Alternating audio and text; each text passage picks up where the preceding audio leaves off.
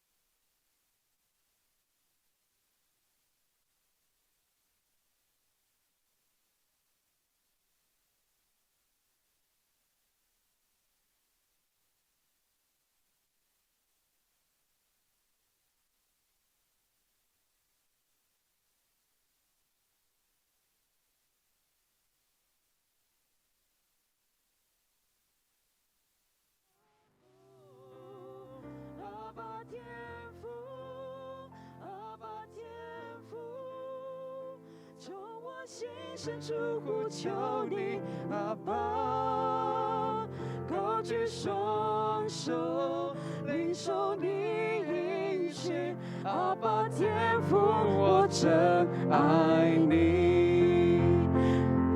我们走那个，我们是你的。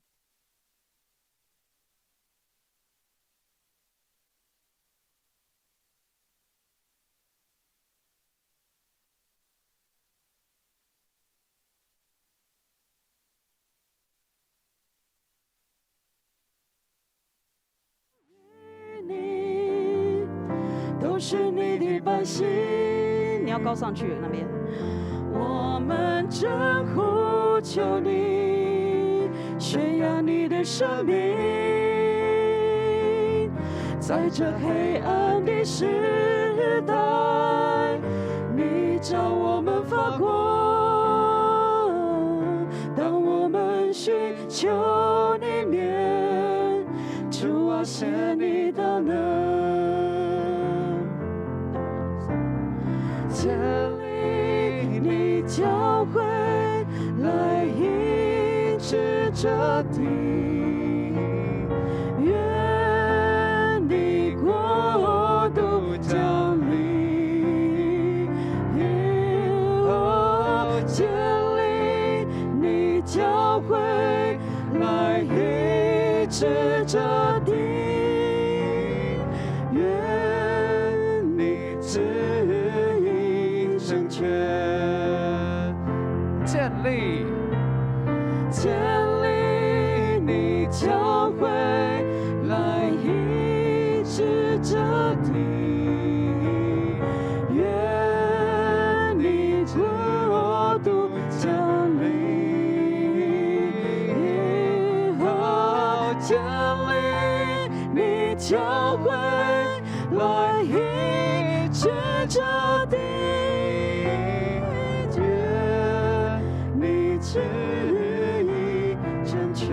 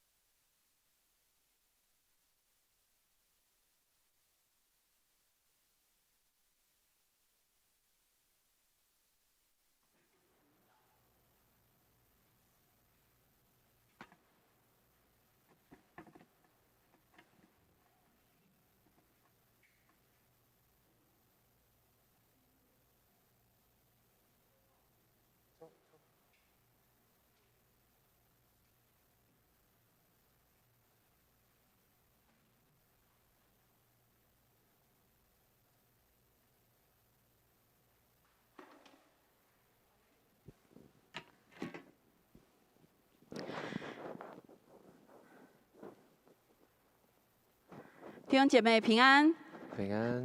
感谢上帝，让我们今天早晨又能够一起在这里一同来敬拜。虽然我们各自在彼此的家中都不能来到礼拜堂，但是就像牧师常常说的，在初代教会，有许多时候其实教会的进行聚会并不是在会堂，而是在每个家庭当中。我们在这个礼拜也听到许多从部落来的故事。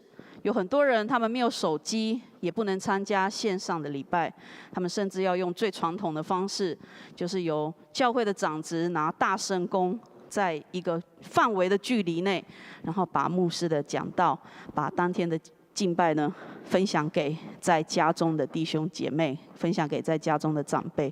所以我们如果还能够参与线上的礼拜，我们实在是要感谢上帝。所以这个时候，如果你在你的家中还有其他的家人一起观看的话，请跟你的旁边家人说，我们真是幸运，一起来敬拜上帝。我们真是幸运，一起来敬拜上帝。这个时候，我们要一起同心来祷告。恩主，我们再次献上全心的感谢。即便疫情如此的严峻，每一天的消息不断的冲击我们的心灵，很多时候也带给我们信心的挑战。但是上帝，因为我们深知你创造万有，在大水泛滥的时候，你是坐在宝座上为王的耶和华。主，我们心里就能够再次拥有平安。这个礼拜我们所经历的，可能很多是对我们不只是家庭的挑战，越来越多我们认识的亲朋好友，可能他们也是确诊者，可能他们也正在接受隔离、自主管理。我们所有的人都深受影响，发现疾病与我们是越来越接近。但上帝，我们深深的明白，再大的危机，再大的危难，再大的危险与疾病，都不会比你在我们身边更靠近。因此，有你做我们的天父，做我们的保护者，即便仇敌就在我们的眼前，我们仍然能够赞美你，我们仍然要高举耶和华得胜的旌旗。天父，求你赐恩，当我们如此与疾病跟危机这么靠近的时候，越在那样的时刻里，主让我们知道，我们仍然要以敬拜耶和华，以我们耶和华为我们心里的喜乐。恩主，求你帮助我们，不管过去的一个礼拜我们经历了什么，就在此刻，让我们能够安静地来到你的面前。我们所有的人在我们的家中，那里就成为我们敬拜的场所。因为我们深知敬拜你既不在耶路撒冷，也不在撒玛利亚，乃是在每一个用心灵和诚实朝见你的地方。耶和华，你的尊荣，你的威严，你的荣光就要充满那地。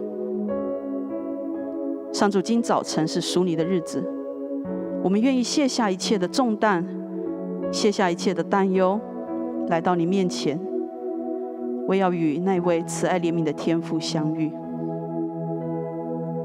主再次对我们的心来说话，也对这个世界来说话。过去这几周，我们不断的经历到，是的，神，生活里常常就是有这么多的困难与挑战。当我们失去自由的时候，我们才知道我们曾经拥有多么美好的事情。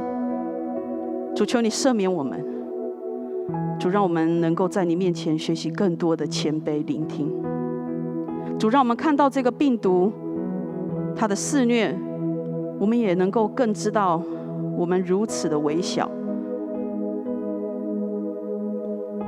求你也借着这一次的疫病，让我们学习到我们应当学习的功课。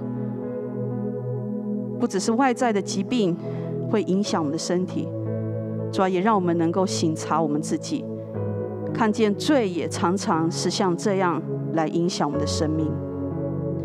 就像病毒一样，它常常不知不觉的就影响了我们的人生，影响我们的心灵。主，因此求你也让我们在这个过程当中能够更加的警醒。主，当你借着这一次的疫病，要叫一切那些外在虚华多余的事物放下的时候，当一切外表的华丽都要被褪去的时候，主啊，求你帮助我们被剪除的是那些外在的，让我们剩余的是良善，是你创造我们那个有灵活人应当有的形象。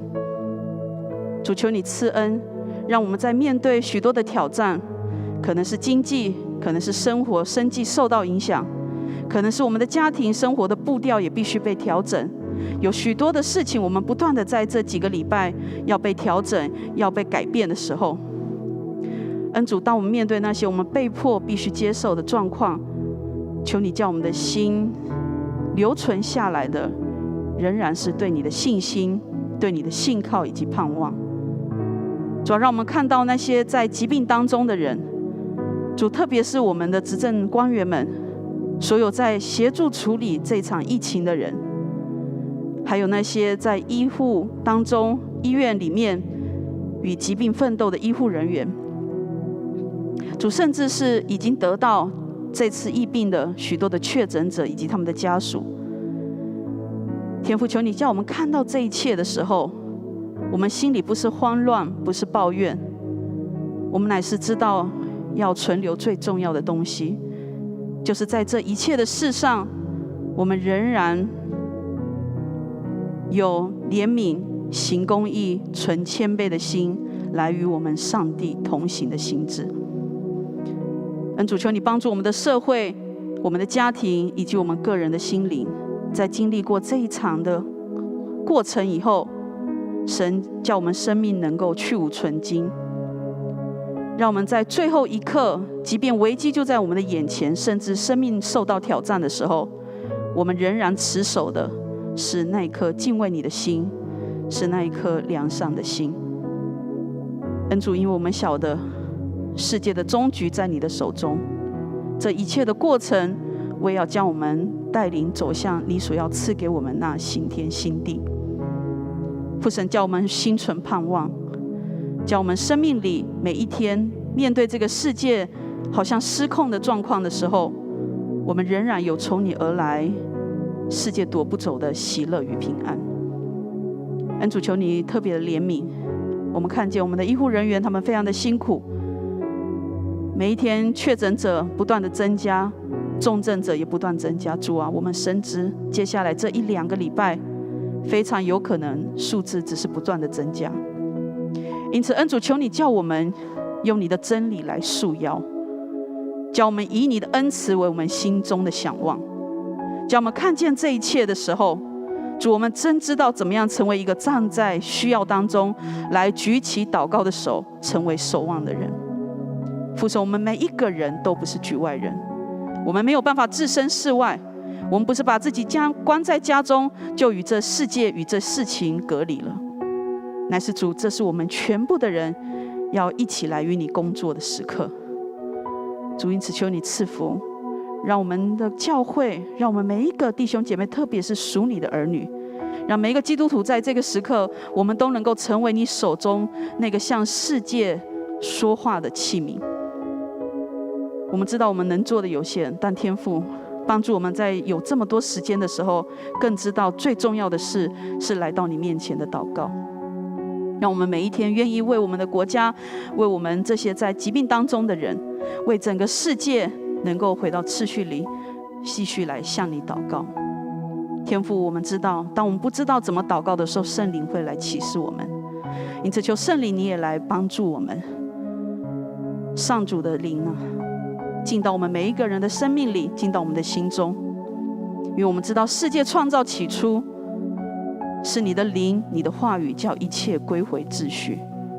因此也求你帮助我们每一天用你的话语与圣灵同工，知道怎么样继续的为这个世界，为我们觉得失控的境况来成为一个祷告的人。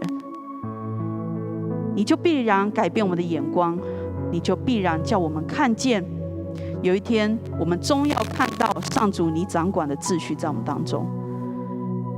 恩主，我们特别求你加添力量，在每一个家庭里，在这段时间我们被迫要回归家庭，天父求你赦免我们，我们竟然被迫回归家庭。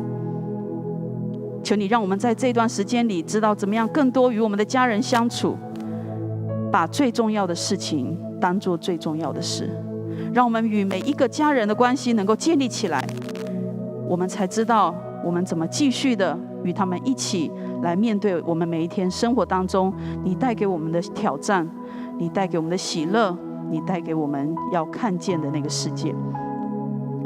主，求你帮助每一个家庭能够在这段时间更多经历的是你奇妙工作的见证，以至于当有一天我们能够再次相聚的时候，那样家里彼此相爱的恩典也能够扩及到我们每一个肢体的身上，甚至是在这个世界边缘的角落。恩主，求你的公义怜悯不只在台湾来掌权，你的恩慈，你的医治，你的全能也在全世界都能够来彰显。父神，我们真的甚愿圣灵你再次来帮助我们，让今日的敬拜我们真的能够经历到你就在我们每一个家庭当中做奇妙的工作，叫我们所有的人就在这个时刻能够亲近你，遇见你。这个时候我们要一起同声用主教导我们的祷告文来祷告。我们在天上的父，愿人都尊你的名为圣，愿你的国降临，愿你的旨意行在地上如同行在天上。我们日用的饮食今日赐给我们，免我们的债如同我们免了人的债，不叫我们陷入试探，救我们脱离凶恶。因为国度、权柄、荣耀全是你的，直到永远。阿们。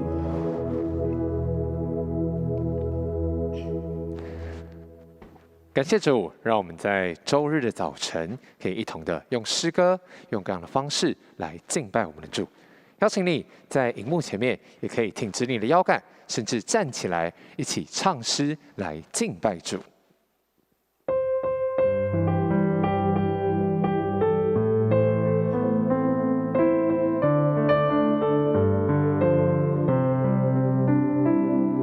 万军之耶和华，万军之耶和华，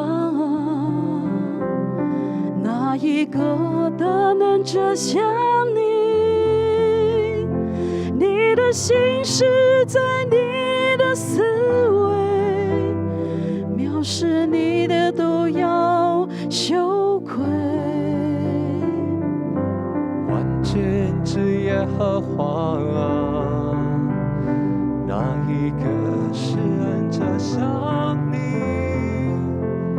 你的慈爱流传到万代，敬畏你的欢喜敬拜。大水泛滥的时候，你在宝座上为王，任凭狂风巨浪凶狠，属你的人大有平安。即使动乱的时候，你在宝座上掌管，你的右手高举在全地，属你的人大有保障。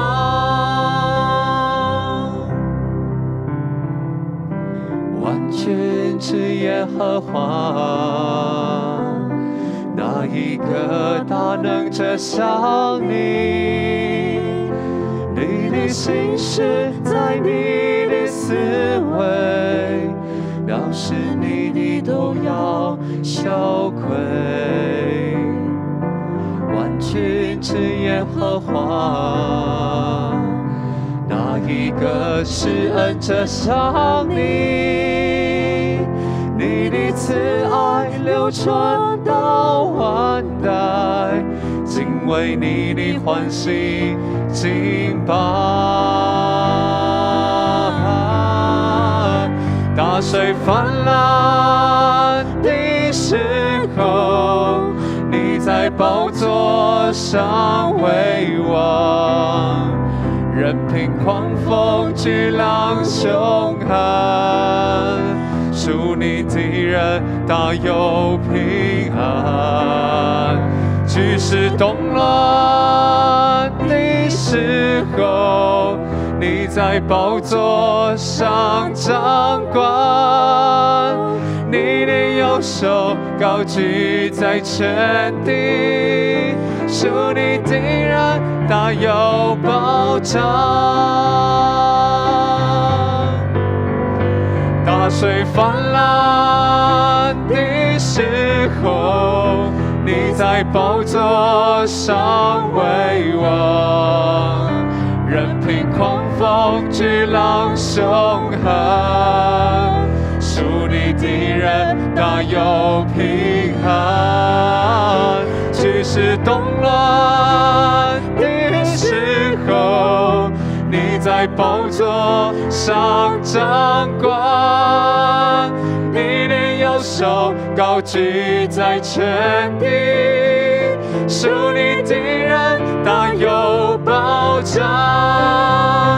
大水泛滥的时候，你在宝座上为王，任凭狂风巨浪凶悍，属你的人大有平安。局势动乱的时候，你在宝座上掌管，你的右手高举在全地，属你的人大有保障。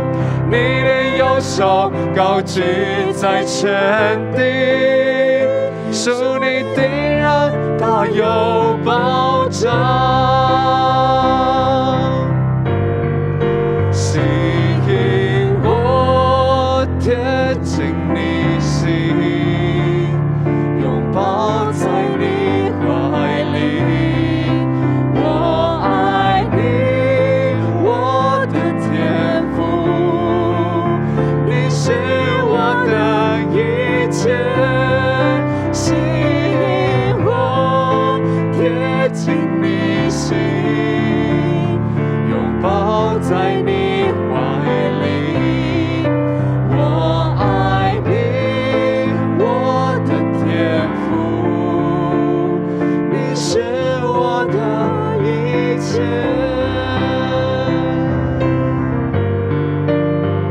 阿爸天父，阿爸天父，从我心深处呼求你名字，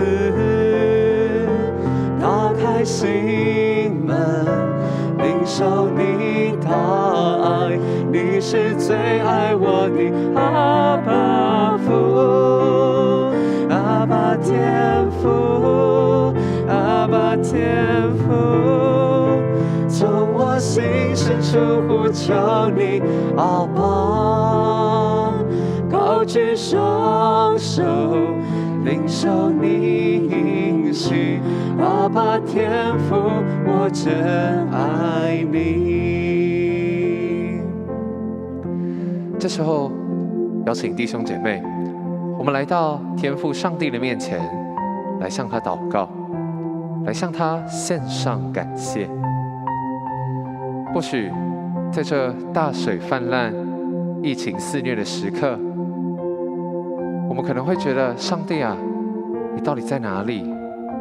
但天父上帝，他的保护、他的眷顾、他的医治、怜悯，时刻与我们同在。我们来数算上帝在我们的身上，在我们的家庭当中各样的恩典，来献上感谢，献上赞美。我们一起同声开口，来向上帝祷告。天父上帝，谢谢你，真的谢谢你。虽然疫情这样的肆虐，但知道你仍旧奏着为王，你仍旧掌权，因为你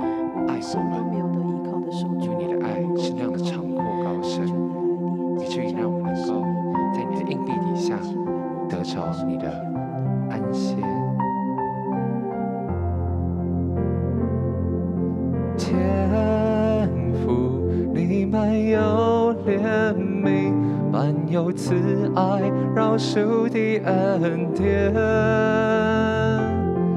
医治释放我的心，慈爱双手紧紧拥抱我。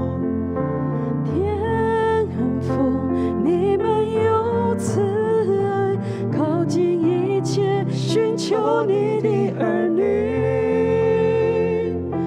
我的心何等渴慕你，回转向小孩子亲近你。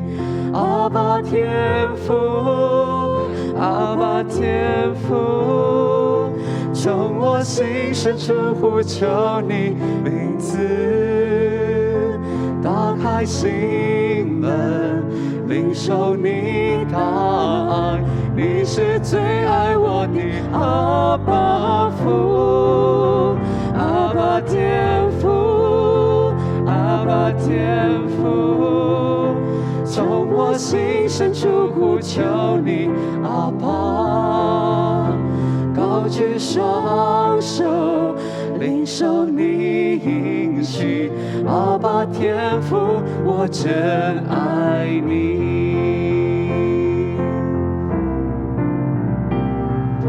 天父，你满有慈爱，靠近一切寻求你的儿女。我的心何等渴慕你，回转向小孩子亲近你。阿爸天父，阿爸天父，从我心深处呼求你名字，打开心门，领受你大爱，你是最爱我的阿爸父，阿爸天父，阿爸天父，从我心深处呼求你阿爸，高举双手，领受你应许，阿爸天父，我真爱你。阿爸天父，阿爸天父，从我心深处呼求你名字，打开心门，领受你大爱，你是最爱我的阿爸父，阿爸天父，阿爸天父，从我心深处呼求你阿爸，高举双手，领受你应许，阿爸天父，我真爱你。亲爱的阿爸父上帝，感谢圣灵，你内住在我们里面，让我们能够渴慕与天父上帝与阿爸父来相遇。谢谢你在这个特别的时刻，仍然让我们能够来亲近你，来领受主你的应许。你说你必亲近我们，让我们今天再次在赞美中间，在你的话语里面经历到主上帝，你真的是坐着为王，而且在我们的生命里面，在我们的生命宝座中间，你坐着为王。求主保守、引导、带领我们今天在你面前的敬拜，这样感谢祷告，奉耶稣基督圣名，阿们。感谢主，让我们在这特别的时刻，仍然能够一起来敬拜。我们这段时间一定听过这样的一个说辞：撒旦、魔鬼非常的得意。你看，我才用一个小小的病毒，就让你们教会倒了，你们不能够聚会，在礼拜堂都不能够聚会啊。可是呢，天父上帝非常慈祥的回他一句话：礼拜堂里面没有礼拜吗？每个家庭每个家庭弟兄姐妹大家聚集一起来敬拜。这个就是让我们能够再次经历到天父上帝他奇妙的爱，用各种方式降临到我们中间。所以在我们台湾已经进入了第3个礼拜喽。主日礼拜照规定，礼拜堂并不能够有5个人以上的人，所以我们服侍的同工这个时候就在士林长老教会，我们一起来带领敬拜。我相信不只是士林长老教会弟兄姐妹，还有其他的朋友、其他教会的弟兄姐妹，我们一样在唯一基督的教会，就在你的家，就在你的客厅，我们一起来敬拜。而且不止敬拜，我们面对今天整个国家的需要，就像以西结书22章30节所说的，我在他们中间寻找一人重修墙垣，在我面前为这国站在破口防堵。每一位基督徒，我们在敬拜的时候，也再一次回应主上帝的邀请。你的一个小动作，教会的一个小动作，配合法令的一个动作，我们要成为防堵破口的角色。不止这样而已，我们还相信我们有属灵的权柄。教会的祷告，弟兄姐妹的祷告，要带领我们的国家，带领我们的社区朋友，得到安稳自在的力量，度过这次的难关。如果早期的朋友，这句话可能你很清楚，还记得30-50年前，在电线杆上面，甚至在公车的上面，到处都会看到这句话：小心匪谍就在你身边。所以我们在网络上会看到有人在提醒，今天换一个字了，小心病毒，这个病毒就在你身边。台湾在过去这几个礼拜，我们深刻体会到，并不是你没有症状，并不是我们没有什么样的情况，没有去快筛所以我就没问题。我们深刻体会到，医学专家也告诉我们，我们在很多的社区、很多的群聚里面，病毒它在发挥作用，所以我们要小心我们也是借着在生活中做好自主管理。我们纵使没有确诊、没有症状我们也要好好的来守护这个社区。我自己在家跟师母、跟孩子们，我们一起吃饭。以前很高兴，大声细声，大家做点吃饭，做点讲话。现在我们都知道，吃饭的时候，纵使是一家人，我们仍然在餐桌上讲话小声一点，不要开口大论不要这样好像非常的把那个氛围带到客厅，大家远距再来进行，做好自主管理，包括在我们家里面。所以我们盼望这个病毒呢，有一天跟我们和平共处。也在这段的时间，我们更深刻经历天父上帝的爱。今天的2段经文我们非常熟悉，约翰福音3章16节、17节这么说：来，上帝爱世人，甚至将他独一的儿子赐给他们，叫一切信他的人不至灭亡，反得永生。因为上帝差他的儿子到世上来，不是要定世人的罪，而是要使世人因他得救。约翰福音这段经文，如果你在家，我盼望你等一下有时间从第1节开始看。第3章第1节，我们知道那位老师法利赛人尼哥底母来找耶稣，来问他怎么样进上帝国，而且他看出耶稣是从上帝那边来的，所以我如果能够更认识耶稣，那我就可以去上帝那边。这是尼哥底母的想法你如果对一个领域有兴趣，对一个艺术有兴趣，你发觉一个大师来了，你会接近那个大师，他会带领你有机会进入那个领域。同样的，这位尼哥底母一生在追求上帝国，他发觉耶稣是从上帝那边来的。他说：“你所行的，如果不是有上帝跟你同在，如果不是从上帝那里来，这些事情根本不可能做得出来。”所以尼哥底母找耶稣最简单的一个想法，就是希望耶稣能够带领他，告诉他怎么样进入上帝国。所以我们会看到这段约翰的作者，约翰福音的作者，在这个地方他特别提上帝爱世人。我们注意17节，因为我们常常背金句是16节。17节说什么？上帝对世人对你我的心意是什么？不是要，而是要。注意这2个词句，不是要定世人的罪，而是要使世人因耶稣来得救。天父上帝的爱在这个地方展现出来。另外一段经文在罗马书8章14节、15节，我们一起来念来。因为凡被上帝的灵引导的，都是上帝的儿子。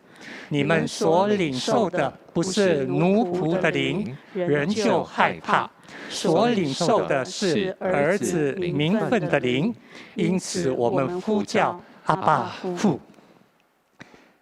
保罗在写罗马书这一段，一样要从罗马书8章第1节你来看，一直到了整个8章，他在提到的就是我们生命中间最宝贵的名分，成为天父上帝的儿女。而这不是借着律法，不是借着我们自己的努力，乃是借着上帝奇妙的运作，借着圣灵来带领我们进入成为上帝儿女的身份。圣灵甚至用说不出的叹息，无可言喻的叹息。上个礼拜我们提过，圣灵在为我们祷告。所以这2段经文让我们能够再一次来体会经历上帝在这个时候给我们的心意是什么。在我们士林长老教会每天读圣经的1章，昨天刚好是看到耶利米书29章，大家很熟悉的11节这么说：我知道我向你们所怀的意念是赐平安的意念，不是降灾祸的意念，要叫你们末后有指望。这是耶和华说的。昨天刚好是台北市、新北市宣布疫情警戒升为第3级的2个礼拜，也就是说2个礼拜前5月15号宣布台北市、新北市警戒调为第3级。2个礼拜后的昨天，上帝借着耶利米书29章11节告诉我们，虽然看起来疫情泛滥、洪水泛滥，但是天父上帝的心意是要赐平安给我们。如果是这样的话，我们今天就要借着这2段经文再次来领受天父的爱。台语说，我对恁所存的意思是想赐平安的意思，我对你们的心意是赐平安。如果这样的话，我们生活中所遇到的每个难处、每个挑战、每个功课里面，真的有主上帝、有天父给我们的平安吗？丘吉尔这一位在英国大家非常熟悉、全世界非常熟悉的首相丘吉尔，他带领英国的百姓在第2次世界大战来渡过难关。那段时间没有像我们现在有平台、有网络、有直播这么方便。那个时候，一个首相，1944年代，一个首相可以跟百姓讲话的，就是靠着 radio， 靠着他们的收音机。所以，丘吉尔他每一天，我们都看到那个历史，他要想尽办法找出一段话，3分钟、5分钟来鼓励英国的百姓。因为德国的飞机每天来轰炸英国、轰炸伦敦，几乎要把伦敦夷为平地了。大家觉得应该要投降了。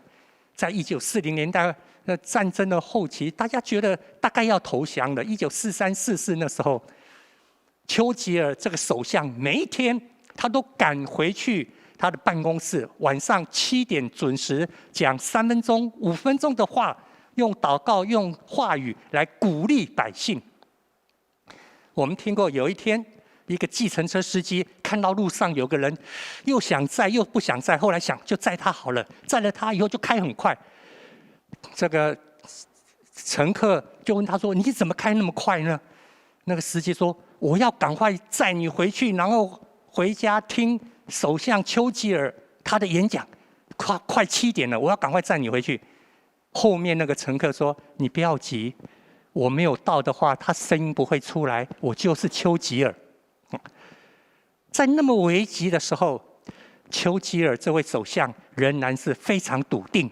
他说：“每一次发生危机，都是一次机会，不要浪费那个好的危机。”这实在是很让人家觉得很逆理哈。不同两个事情，一个是危险危机，一个是好的事情。他说不要浪费了。所以我们这几天也看到，在平台上有牧者在提醒我们，不要浪费了这次疫情。上帝要告诉我们的是什么？不要浪费了这次疫情给我们的机会。天父上帝的爱在这中间要展现出来。如果你能够领受了这个在背后疫情背后所看到上帝的心意，经历上帝的爱，你会更深愿意跟人家分享福音。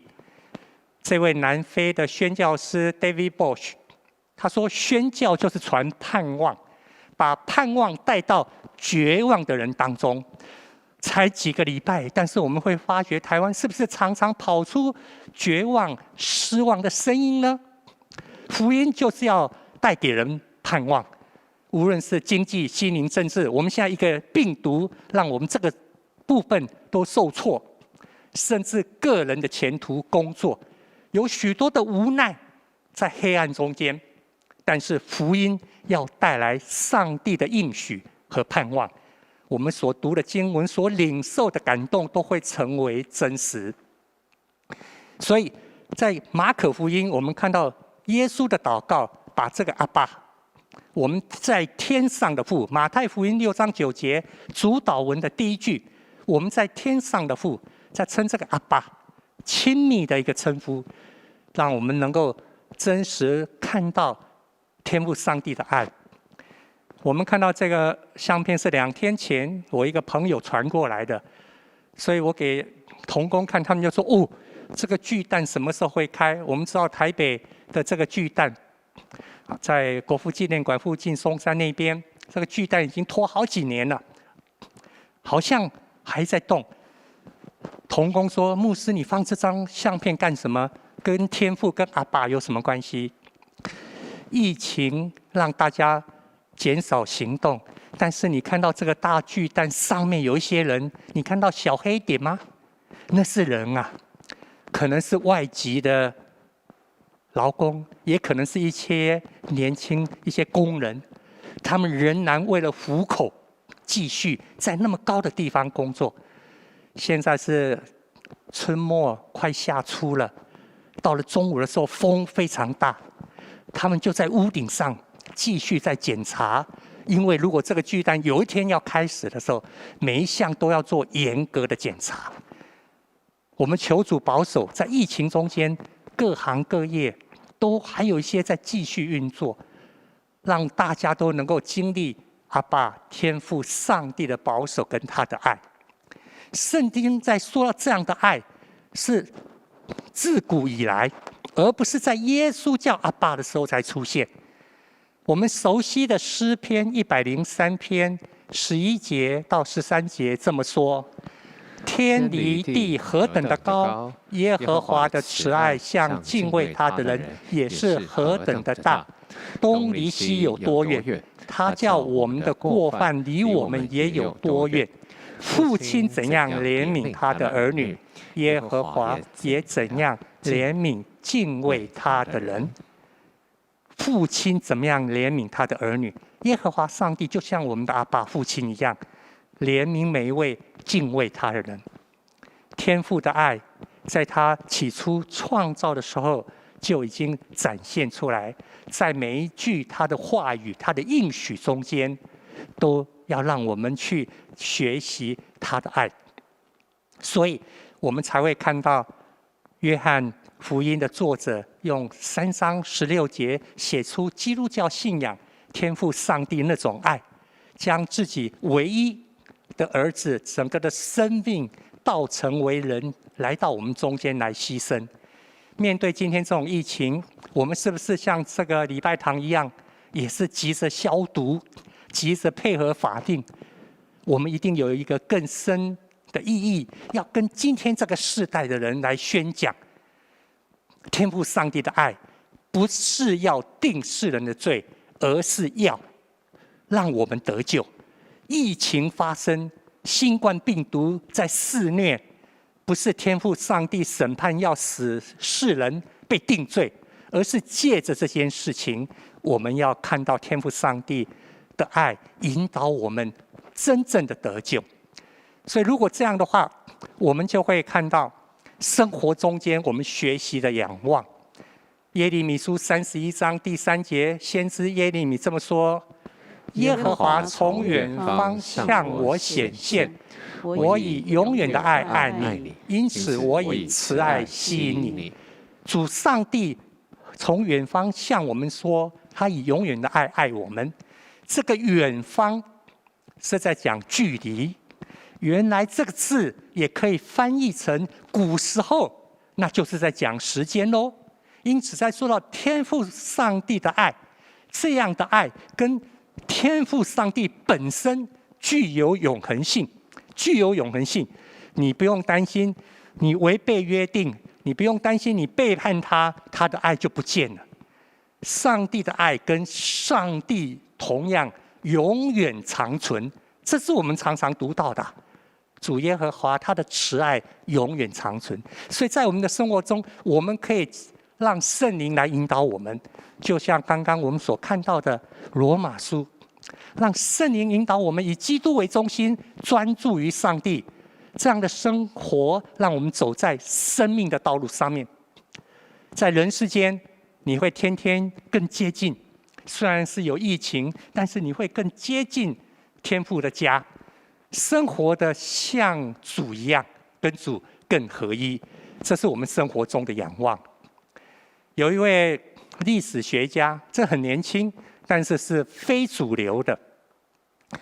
他在这样的一个熏陶中间，看到说上帝的灵到底怎么引导他的孩子，所以他有一句话常常提醒人：实际上，所有能够让你和你的后裔往上走的方式，都是费力的，尤其是危险，而危险比费力更重要。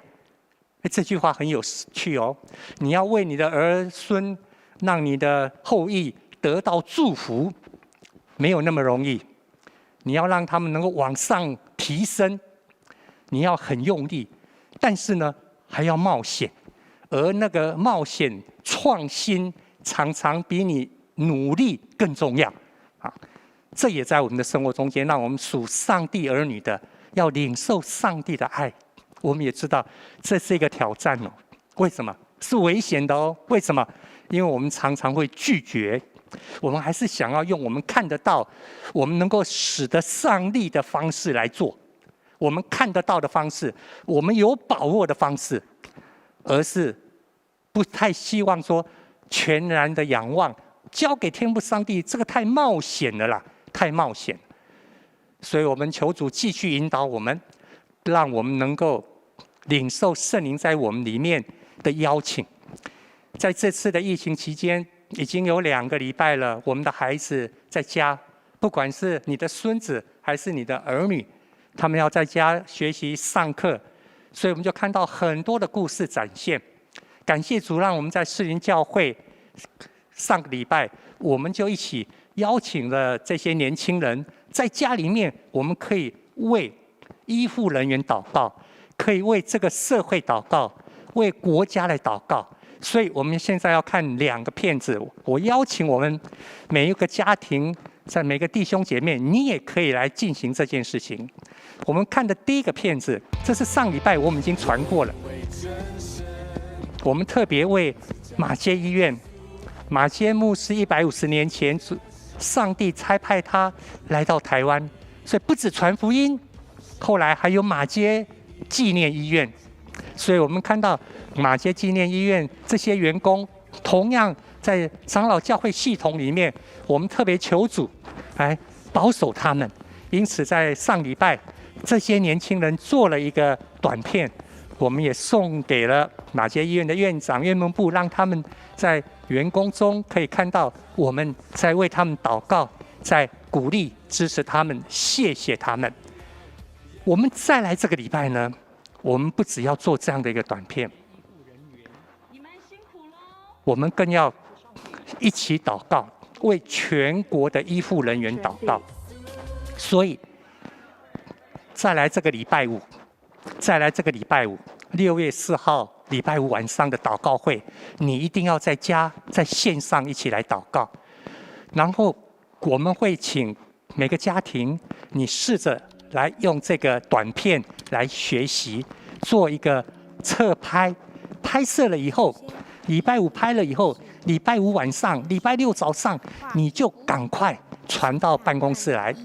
然后我们给你看一个范例哦，就类似这样，全家人写个字，然后讲一句话哦，这是一种很简单，拍个5秒的短片，或者像多小朋友，谢谢你们守护台湾哦，这是第2个例。第3呢，你也可以夫妻2个人啊，谢谢，我祝你们平安啊。这个呢，你可以用手机拍就好了。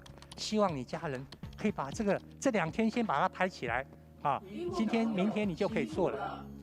另外呢，有一种就是我们说的礼拜五的祷告，像这个你也可以家人一起用拍摄。你说我手机没有架子，那没问题。刚刚有提到用一个保特瓶就可以让你站起来。另外一个呢，我们需要一个作业是线上祈祷、唱诗、祝福。你们家人礼拜五晚上有参加祷告会吗？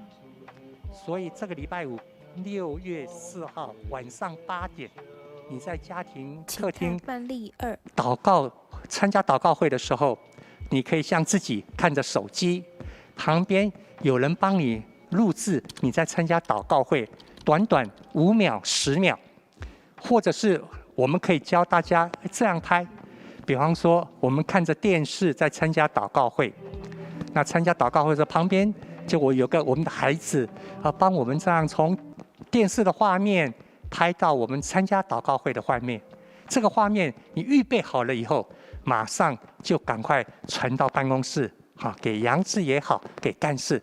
我们希望6月4号收集好以后，很快的时间，看不能6月6号礼拜天，我们就传送给我们可以传送到的全国医护人员。有人说牧师啊，你也是危险分子哦。我说什么危险分子？你虽然说现在大家就不动了，但是如果有人在医院急诊安息，有人要到第2殡仪馆要去告别礼拜，虽然说现在规定不能公祭，只有家人，牧师你还是要去啊。所以你是危险分子，你应该要先接种疫苗。我说这个对我们来说是小事，当然是需要去面对的。但是这些医护人员呐，你看他每一天在第一线穿着防护衣，天天面对的就是死亡的威胁，我们要特别为他祷告。所以刚刚的短片，我们会再借着用 LINE 的方式传到教会各群组，甚至在线上。如果你不是士林长老教会的，我也会想办法传给你。你如果愿意，你也可以拍个鼓励，然后你可以注明你是什么教会哈。比方说，我是林口文化教会，我是某某教会。那你们在那个鼓励的话语短片中间，我们也会给你一起放进来。盼望下礼拜我们可以完成这个为全国医护人员感谢、祷告、鼓励的一个短片。我们都是上帝的儿女，我们知道圣灵在继续带领我们。我们呼求阿爸父上帝，在生活中仰望他，必定要经历他的爱，永远不离开我们。我们一起来祷告。亲爱的天父，我们感谢赞美你，在这样的一个特别的时刻，我们确信主上帝你有特别的心意，恳求你帮助我们，借着圣灵的引导，使我们能够从心里渴慕天父上帝的爱，来经历你永恒不变的爱。这样感谢祷告，奉耶稣基督圣名，阿们。阿门。这时候我们一起用“我们是你的百姓”来回应我们的主。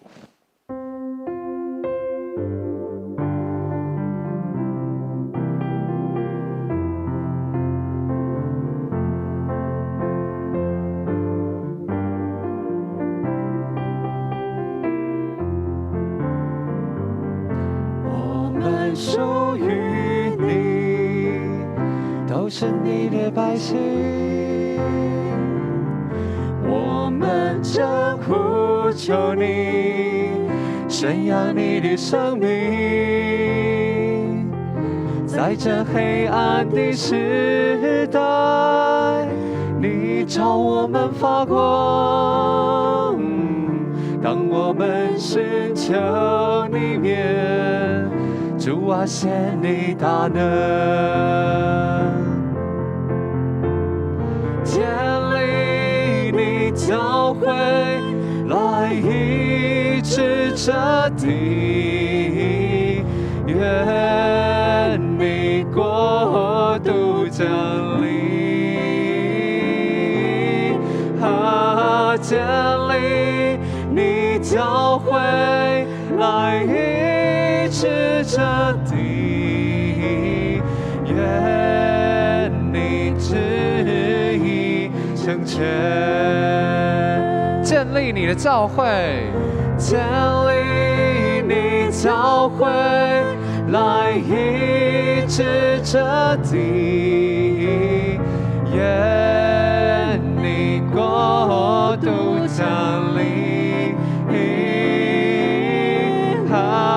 建立你教会，来医治这地，愿你旨意成全，愿你旨意成全。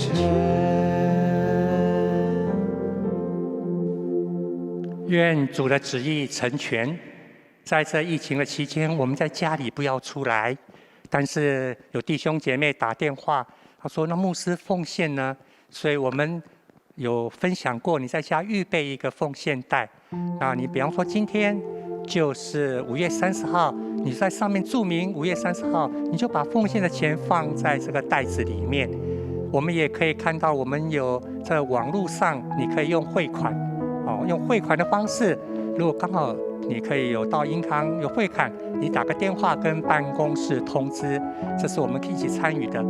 我们非常感谢主，但是我们也是求主保守。昨天礼拜6，还有一个弟兄来教会拿丰盛人生灵修手册，还奉献了一笔钱啊。他说刚好来，那就赶快啊！我们在教会门口一样可以一起来进行。我们求主怜悯保守。让我们所献上的不只是我们的敬拜，也有我们的心以及我们的钱财，以这样来回应主的爱。谢谢大家。所以我们这时候也要用最后的歌来做回应。我们同心来祷告。亲爱主，我们感谢你，让我们能够领受你极奥秘的一个恩典，就是你自己的爱。天父阿爸的爱，在我们的生命里面成为我们最重要的恩典跟力量。这个时候，我们也奉献我们自己的心，奉献钱财在你面前，愿主悦纳。尤其在这个疫情的期间，我们更愿意将自己摆上，将钱财摆上，让主所用。这样感谢祷告，奉耶稣基督圣名，阿们。阿们。最后，我们就一起用这首诗歌来继续为我们台湾祝福祷告。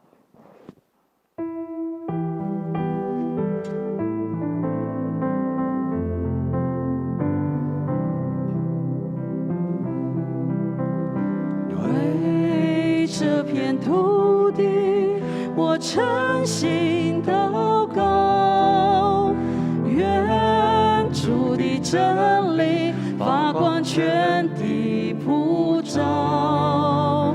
为这个城市，我谦卑祈求，愿主赐生命，让众子民得救。愿全能天父上帝，你国度降临，让病痛和悲伤远离骨肉相亲。愿全能天父上帝，你旨意成全，让希望和喜乐永存我们。王专年提杯兄弟，王专年提杯兄弟，你心高降临，关送向甲悲伤，拢离开关心中。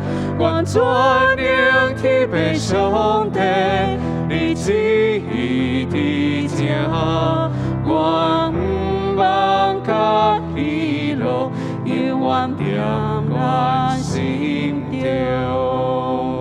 愿喜乐盼望常在我们心中。我们今天的主日到这里结束，平安，平安。